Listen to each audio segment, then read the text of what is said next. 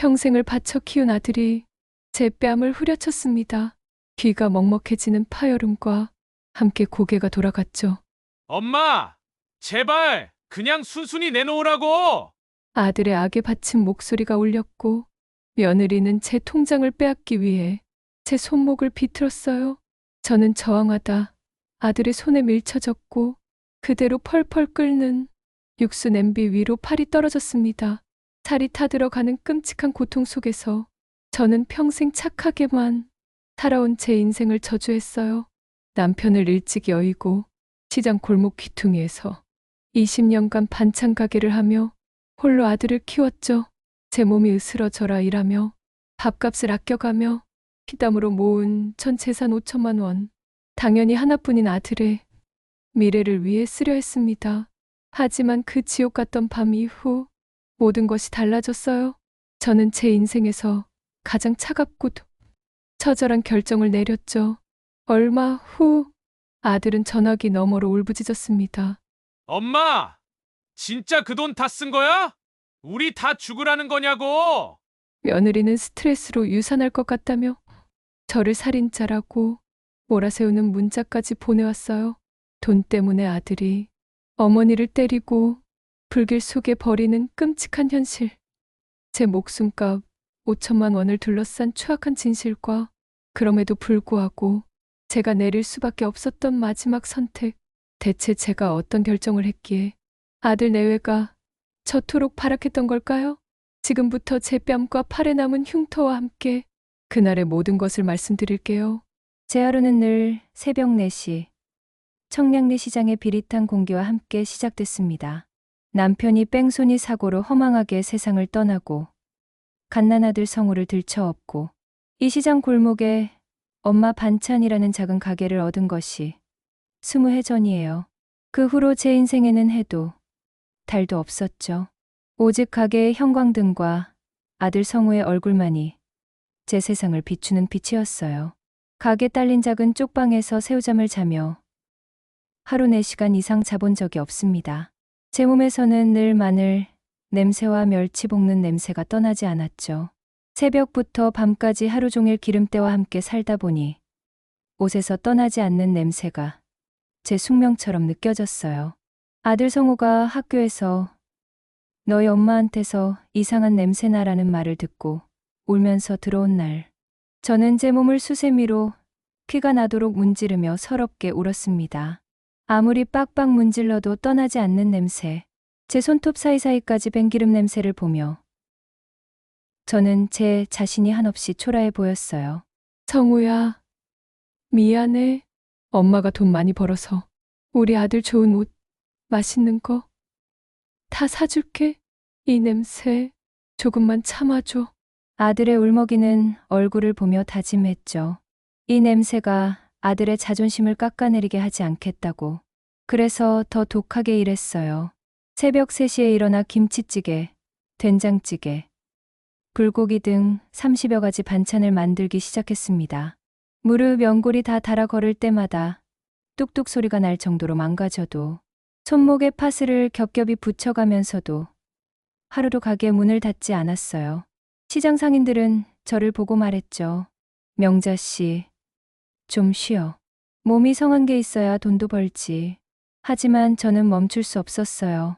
아들의 학용품비, 과외비, 학원비를 생각하면 하루도 쉴 수가 없었거든요. 겨울이면 가게 안 온도가 영하로 떨어져도 난방비가 아까워 두꺼운 패딩을 입고 일했어요.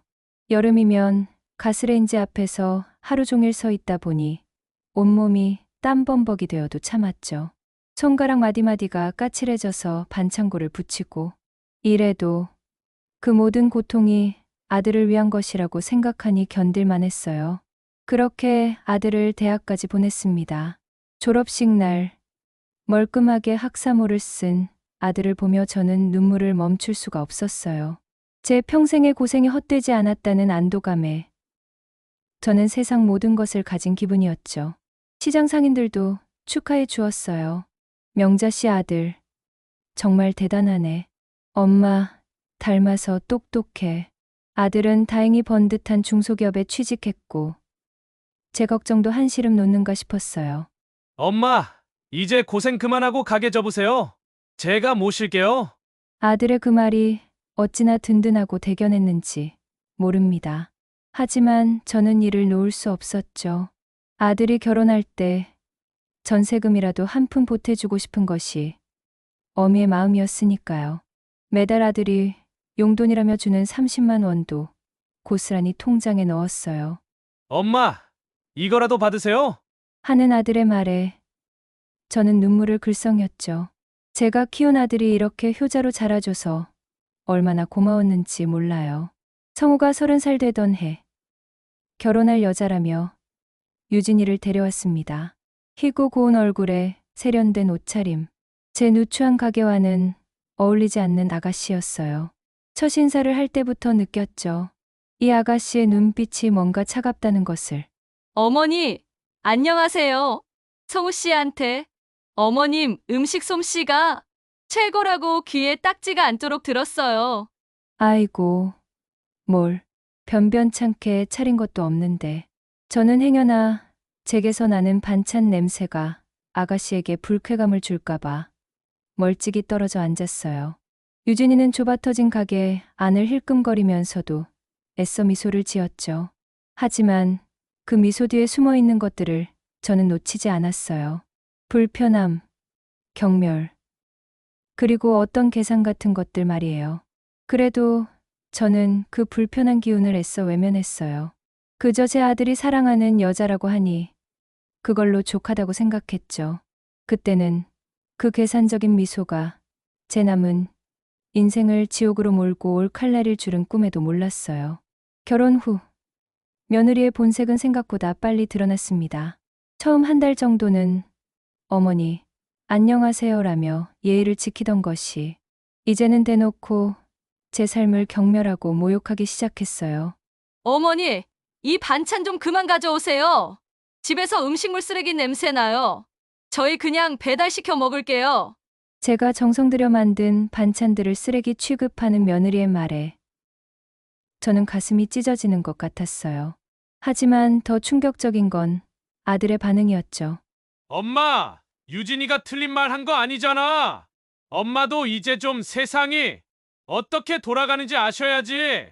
제 아들이, 제가 20년간 목숨 바쳐 키운 아들이 며느리 편을 들며 저를 나무라는 모습을 보며 저는 눈앞이 캄캄했어요.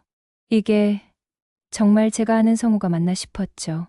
며느리는 아들 앞에서 보란 듯이 저를 깎아내렸어요. 어머니는 평생 이런 데서만 사셔서 그런지 돈 쓰는 법을 너무 모르세요. 그러니 아들까지 가난을 못 면하는 거예요. 이런 말을 들을 때마다 제 가슴에 비수가 꽂히는 것 같았어요.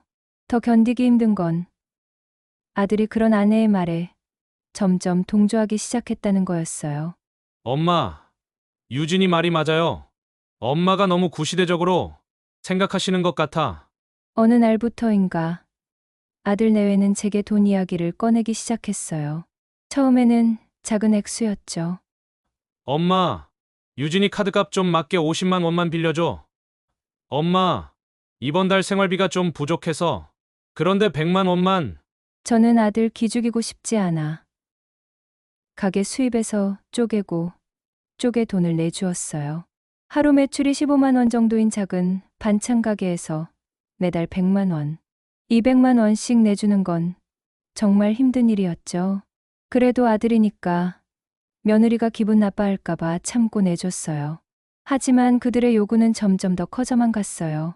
6개월 후에는 300만 원, 1년 후에는 500만 원을 달라고 했죠. 도대체 뭘 하길래 이렇게 돈이 필요한지 물어봐도 엄마가 알 필요 없어. 그냥 좋은 일에 쓸 거야 라며 피해갔어요. 알고 보니 아들은 며느리의 성화에 못 이겨 주식에 손을 댔다가 큰돈을 날렸고 사채까지 끌어다 쓴 상황이었어요. 시장에서 소문을 들은 다른 상인이 제게 귀띔해줘서 알게 됐죠.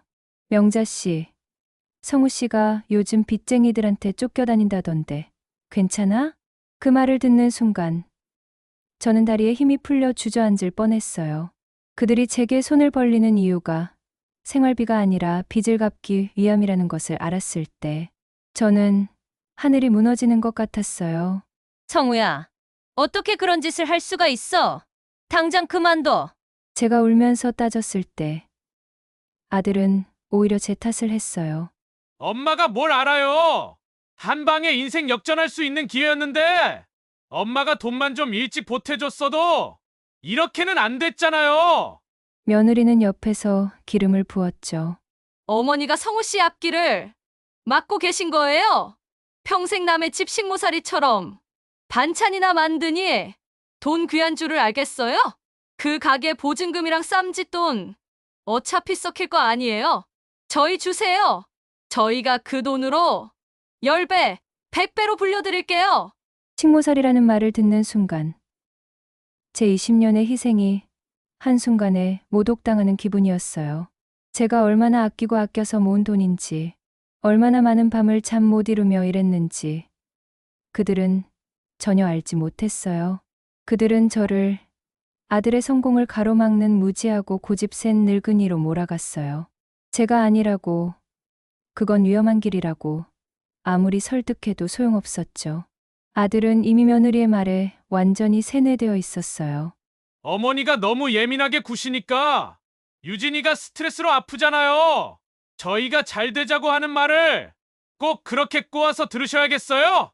저는 제 쪽방에 갇혀 완전히 고립됐어요. 저를 미친 사람 취급하는 아들 내외 앞에서 저는 점점 말라갔죠. 밤마다 혼자 울며 생각했어요. 내가 뭘 잘못했나? 내가 너무 이기적인 건가? 하지만 동시에 알고 있었어요. 이 돈을 주면 끝이 없을 거라는 걸 말이에요. 사채빚 독촉이 시작되자 아들 내외는 거의 미쳐 날뛰기 시작했어요. 하루가 멀다 하고 가게로 찾아와 돈을 내놓으라고 윽박질렀죠. 며느리는 아예 대놓고 협박하기 시작했어요. 어머니, 저희 이대로 죽으면 어머니 책임이에요. 그 돈으로 우리 살릴 생각은 안 하고 혼자만 움켜쥐고 있으면서 무슨 어머니예요? 저는 제 마지막 남은 돈, 제 인생이 담긴 통장만큼은 지켜야 한다고 생각했어요. 그 5천만 원은 제가 20년간 하루도 쉬지 않고 몸이 부서져라 일해서 모은 전부였거든요. 이 돈은 절대 못 준다. 이건 내 무덤에 가지고 갈 돈이야. 제가 이렇게 말하자 며느리가 발작을 했어요. 무덤에 가지고 간다고요? 그럼 지금 당장 가세요. 우리 죽게 놔두고 혼자만 살겠다는 거잖아요. 아들도 며느리 편을 들었죠. 엄마, 유진이가 왜 이러는지 몰라요? 엄마가 너무하니까 그런 거잖아요. 그 돈 가지고 뭘 하실 건데요? 어차피 엄마 돌아가시면 다 우리 거 아니에요? 제가 돌아가시면 다 우리 거라는 말을 듣는 순간 저는 온몸에 소름이 돋았어요. 제 아들이, 제가 키운 아들이 어떻게 이런 말을 할 수 있을까요? 그날이었어요. 험악한 인상의 남자들이 가게로 찾아와 깽판을 부리고 갔어요. 아들의 사채업자들이었죠.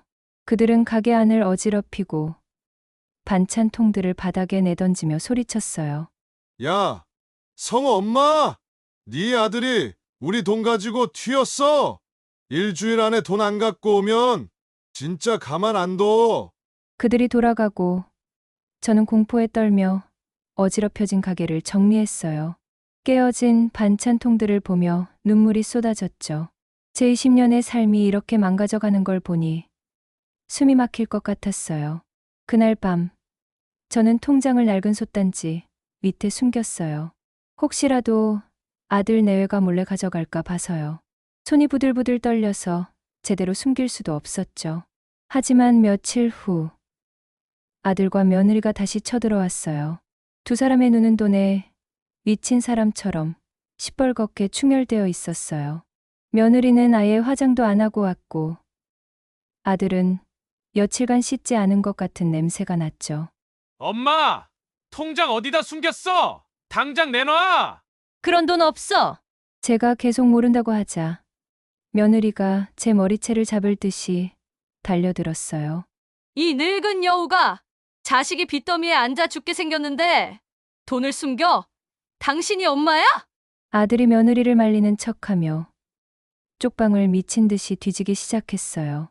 제 낡은 옷가지들이 바닥에 내팽개쳐지고 20년간 쓰던 서랍장이 부서졌죠. 제 20년의 삶이 담긴 소중한 물건들이 순식간에 쓰레기 더미가 되어 버렸어요. 엄마, 어디냐고! 말해! 저는 벽에 등을 대고 서서 필사적으로 입을 다물었어요. 하지만 아들의 눈이 점점 솥단지 쪽으로 향하는 걸 느꼈죠. 아들이 솥단지를 뒤집으려는 순간 저는 본능적으로 달려가 그 앞을 막아섰어요. 안 돼! 이것만은 안 돼! 바로 그 순간이었어요. 며느리가 소리쳤죠. 여보, 뭐해? 저 노인네 안 치우고! 그 말에 아들은 이성의 끈을 놓아버렸어요.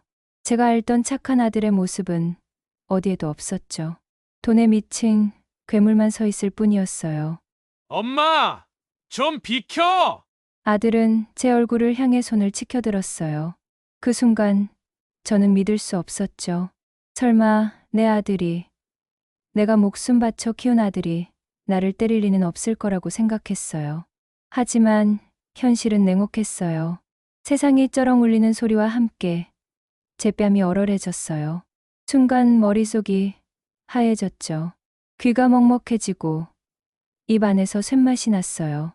제 평생을 바쳐 키운 아들이, 제 아들이 저를 때린 거예요. 저는 충격으로 주저앉았어요. 뺨이 화끈거렸지만 그보다 더 아픈 건 마음이었죠. 이게 정말 현실인가? 내가 꿈을 꾸고 있는 건 아닐까? 하지만 뺨의 따가움이 이 모든 게 현실임을 알려주었어요. 아들은 그런 저를 보며 더욱 격해졌어요. 엄마가 고집 부리니까 이렇게 되는 거잖아! 빨리 통장 내놔! 그러더니 저를 다시 거칠게 밀쳤어요.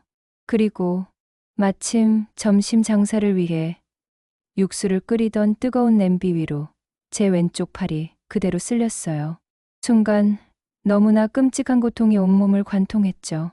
살이 타들어가는 소리가 지직거렸고 제 옷소매 위로 연기가 피어올랐어요. 저는 미친 듯이 소리를 지르며 바닥을 뒹굴었어요. 팔의 고통은 말로 표현할 수 없을 정도였죠. 마치 수천 개의 바늘이 제 살을 찌르는 것 같았어요. 타는 냄새까지 나니 더욱 끔찍했죠. 고통으로 몸부림치는 제 손에서 통장이 바닥으로 떨어졌어요. 며느리가 기다렸다는 듯이 통장을 낚아챘어요. 있었네? 역시 숨기고 있었잖아. 저는 불타는 듯한 팔을 부여잡고 바닥을 뒹굴며 아들을 바라봤어요. 성우야, 엄마, 팔이 뜨거워. 도와줘. 제발 도와달라는 처절한 눈빛으로 아들을 봤죠. 하지만 아들은 제게 다가오지 않았어요. 그저 차갑고 무표정한 얼굴로 저를 내려다볼 뿐이었죠. 마치 길거리에서 다친 개를 보는 것 같은 시선이었어요. 아무런 동정심도 미안함도 없는 차가운 눈빛. 며느리는 통장을 확인하고는 환호성을 질렀어요. 5천만 원. 정말 5천만 원이 있어. 아들도 통장을 확인하고는 안도의 표정을 지었죠. 성우야, 안 돼. 가지 마. 엄마 좀. 저는 그들의 바짓가랑이라도 잡고 싶었지만 팔의 고통으로 단 한 뼘도 움직일 수 없었어요. 아들은 단 한 번도 뒤돌아보지 않았어요. 그렇게 두 사람은 저를 뜨거운 지옥 속에 버려두고 제 통장을 들고 사라졌죠. 저는 의식이 흐려지는 와중에도 생각했어요.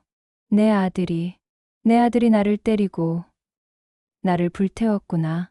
고통보다 더한 배신감에 저는 그대로 정신을 잃고 말았어요.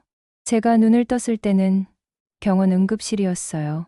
제 뺨은 붓고 팔은 두꺼운 붕대로 칭칭 감겨 있었고 옆에서는 길 건너 세탁소 딸 민정이가 펑펑 울고 있었어요.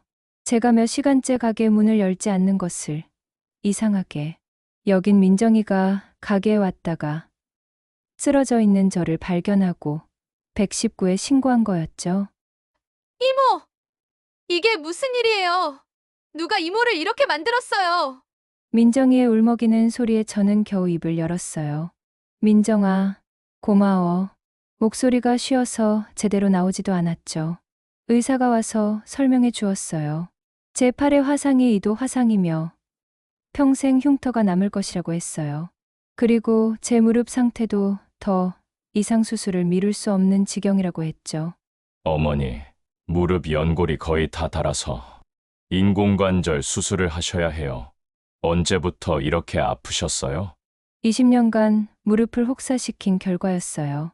하루 종일 서서 일하고 무거운 솥을 나르고 쪼그리고 앉아 반찬을 다듬은 세월이 제 무릎을 망가뜨린 거죠. 저는 아무 말 없이 민정이에게 부탁해 은행에 전화했어요. 제 통장에 지급 정지를 요청했죠. 제발 아직 돈을 빼가지 않았기를. 다행히 은행에서는 비밀번호를 여러 번 틀려서 자동으로 지급이 정지된 상태라고 했어요. 아들 내외가 비밀번호를 몰라서 당황하고 있을 모습이 그려졌어요. 그 순간만큼은 제가 비밀번호를 복잡하게 만들어 둔 게 다행이라고 생각했죠. 병원 침대에 누워있으면서 저는 멍하니 천장을 바라봤어요. 제 뺨에는 아직도 아들의 손바닥 자국이 남아 있었고 팔은 붕대 속에서 욱신거렸어요. 내 아들이 때린 뺨, 내 아들이 불태운 팔. 그때 깨달았어요. 더 이상 아들을 위해 살아서는 안 된다는 것을. 그들이 제 돈을 빼가기 전에 제가 먼저 써야 한다는 것을 말이에요. 며칠 후 은행에서 연락이 왔어요. 여전히 통장이 정지된 상태라고 했죠. 저는 병원에서 외출증을 끊어 민정이의 부축을 받으며 은행으로 향했어요. 걸을 때마다 무릎에서 뚝뚝 소리가 났지만 꾹 참고 걸었어요. 은행 창구에 앉아서 저는 제 평생의 땀이 담긴 5천만 원을 모두 인출했어요. 통장 잔고가 0원이 되는 걸 보니 이상하게도 후련했어요. 이제 아들 내외가 아무리 설쳐도 빼갈 돈이 없으니까요. 그 돈으로 저는 가장 먼저 제 병원비를 계산했어요. 화상 치료비와 무릎 수술 예약금, 그리고 입원비까지 하니 1,500만 원이 나갔죠. 20년간 모은 돈이 며칠 만에 이렇게 줄어드니 마음이 아팠지만 그래도 이건 제 몸을 위한 돈이니까 아깝지 않았어요. 그리고 남은 돈으로 허름하지만 햇볕이 잘 드는 작은 월세방을 얻었어요. 보증금 1,000만 원에 월세 40만 원. 제 인생 최초로 오롯이 저만을 위한 공간이었죠. 평생 아들에게 물려주려던 그 돈은 아들이 남긴 상처를 치료하고 제 한 몸 누일 곳을 마련하는데 전부 쓰였어요. 수술은 성공적으로 끝났어요. 인공관절을 넣고 나니 20년간 아팠던 무릎이 한결 나아졌죠. 병원에서 퇴원한 날, 저를 맞이한 것은 아들이 아니라 민정이었어요. 민정이는 제가 지낼 작은 월세방에 미리 난방을 넣어두고 따뜻한 죽까지 끓여놨더라고요. 이모, 이제 여기서 편히 쉬세요. 낯선 방, 낯선 이불이었지만 이상하게도 마음이 편안했어요. 평생 처음 느껴보는 고요함이었죠. 아무도 저를 재촉하지 않고 누구를 위해 무엇을 해야 한다는 부담도 없었어요. 며칠간 조용히 지내면서 저는 생각했어요. 이제 정말 내 인생을 살아보자. 아무도 위하지 않고 오직 나만을 위해서. 그런 생각을 하니 마음이 한결 가벼워졌어요. 그때였어요. 쾅 하는 소리와 함께 문이 거칠게 열리고 아들이 씩씩거리며 들어왔어요. 은행에서 돈을 찾으려다 잔고가 없는 것을 확인하고 온 모양이었죠. 아들의 얼굴은 몰골이 말이 아니었어요. 며칠간 잠도 못 자고 술만 마신 것 같았어요. 엄마, 이게 다 어떻게 된 거야? 돈이 왜 하나도 없어? 수술, 방은 또 뭐야? 아들은 짐승처럼 울부짖었어요. 방 안을 둘러보며 제 새로운 보금자리를 멸시하는 눈빛이었죠. 저는 침대에 앉아서 조용히 말했어요. 그 돈으로 수술했다. 네가 불태운 내 팔 치료하고 평생 너 키우느라 망가진 내 무릎 수술했다. 그리고 내 방 얻었다. 이제 너희 줄 돈 한 푼도 없다. 뭐라고? 엄마, 진짜 우리 죽으라는 거야? 유진이가 저 돈만 있으면 우리도 남들처럼 살 수 있다고 했는데 엄마가 우리 인생을 망쳤어. 아들은 자기 머리를 쥐어뜯으며 발광했어요. 그 모습을 보니 제 가슴이 아팠지만 동시에 확신이 들었어요. 이 돈을 줬어도 끝이 없었을 거라는 걸 말이에요. 저는 아들의 얼굴을 가만히 바라봤어요. 제가 알던 착하고 순했던 아들의 모습은 어디에도 없었어요. 돈에 눈이 멀어 어미에게 악을 쓰는 낯선 남자만 서 있을 뿐이었죠.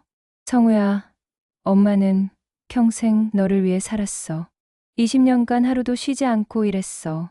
무릎이 아파도 손목이 아파도 참고 일했어. 이제 엄마, 인생 좀 살면 안 될까?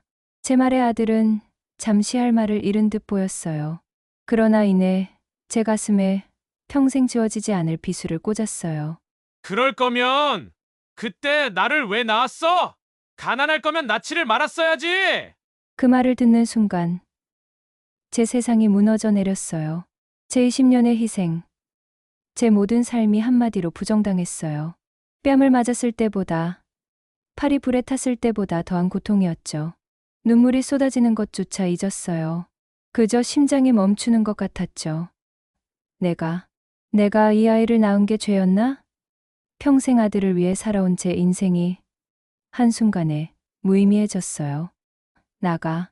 저는 떨리는 목소리로 말했어요. 목소리가 나오는 게 신기할 정도로 충격이 컸죠. 다시는 내 앞에 나타나지 마라. 너는 이제 내 아들이 아니야. 아들은 제 말에 잠시 멈칫했어요. 아마 제가 이렇게까지 단호하게 나올 거라고는 생각 못 했나 봐요. 하지만 곧 다시 소리치기 시작했죠. 엄마가 이러면 진짜 우리 다 죽어요. 사채업자들이 매일 찾아와서 협박하고 있다고요. 유진이는 스트레스로 아기까지 위험하다고 하는데. 며느리가 임신했다는 소식을 이런 식으로 듣게 될 줄은 몰랐어요. 평소 같았으면 기뻐서 어쩔 줄 몰랐을 텐데 지금은 아무 감정도 느껴지지 않았어요. 그건 너희들이 해결할 일이야. 이제 나는 상관없어. 아들은 더 이상 아무 말도 하지 못하고 망연자실한 표정으로 서 있다가 결국 힘없이 돌아섰어요. 문이 닫히는 순간 저는 참았던 눈물을 터뜨렸어요. 제 아들과의 인연이 이렇게 끝나는구나. 그날 이후 저는 아들에게 연락하지 않았고 아들도 저를 찾지 않았어요. 가끔 민정이를 통해 소식을 들었죠. 아들이 결국 집을 팔고 시골로 내려갔다고. 며느리는 친정으로 가서 이혼을 요구하고 있다고 했어요. 처음에는 아들 생각에 잠 못 이루는 밤도 많았어요. 내가 너무했나? 그래도 내 핏줄인데. 하지만 시간이 지나면서 점차 마음의 평온을 찾아갔어요. 다리가 어느 정도 회복된 후 저는 민정이네 세탁소 일을 조금씩 돕기 시작했어요. 옷에 묻은 얼룩을 빼고 떨어진 단추를 다는 일이었죠. 반찬을 만드는 것과는 다른 일이었지만 누군가에게 도움이 된다는 사실이 기뻤어요.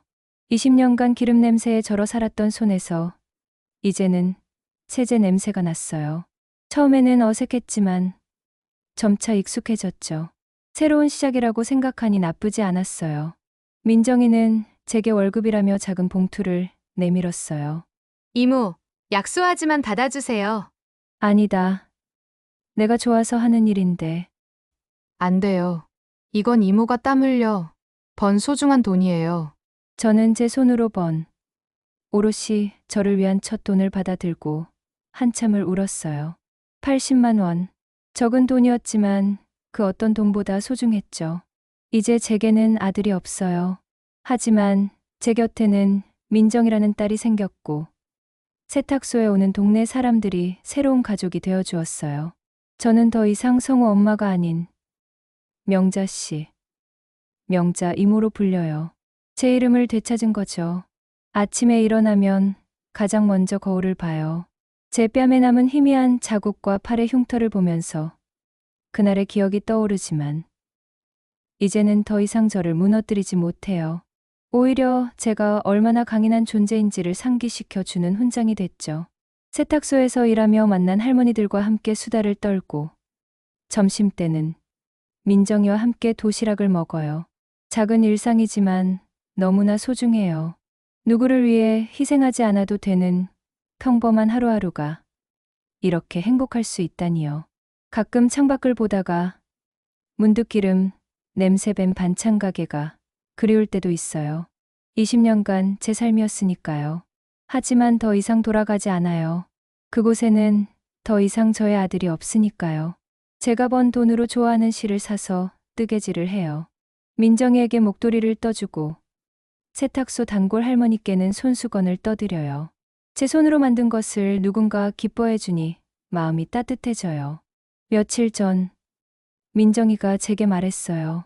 이모, 제가 세탁소 더 크게 키워서 이모 모시고 살 거예요. 이제 이모는 꽃길만 걸으세요. 민정이의 따뜻한 말 한마디에 제 눈에서는 다시 눈물이 흘렀어요. 하지만 이번에는 슬픔의 눈물이 아니었어요. 진정한 사랑과 위로가 담긴 행복의 눈물이었죠. 아들에게서 받지 못한 따뜻한 마음을 이제는 민정이와 동네 사람들에게서 받고 있어요. 혈연이 아니어도 진짜 가족보다 더 따뜻할 수 있다는 걸 깨달았죠. 저는 이제 새로운 하루를 기대하며 잠자리에 들어요. 더 이상 누군가에게 상처받을 일 없는 오롯이 저 박명자만을 위한 하루를 말이에요. 60살이 넘어서야 찾은 진짜 제 인생이에요. 가끔 궁금해해요.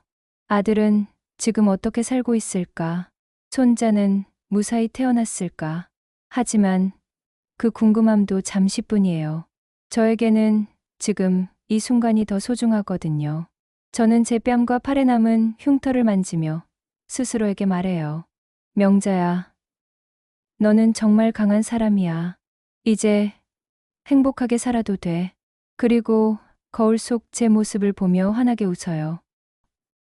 제 뺨과 팔에 남은 흉터는 평생 지워지지 않겠지만 제 마음의 상처는 좋은 사람들과 함께하며 조금씩 아물고 있어요.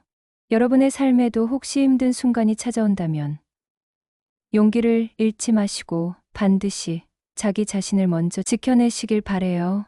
때로는 가장 가까운 사람이 가장 큰 상처를 주기도 하지만 그럴 때일수록 자신을 사랑하는 마음을 잃지 마세요.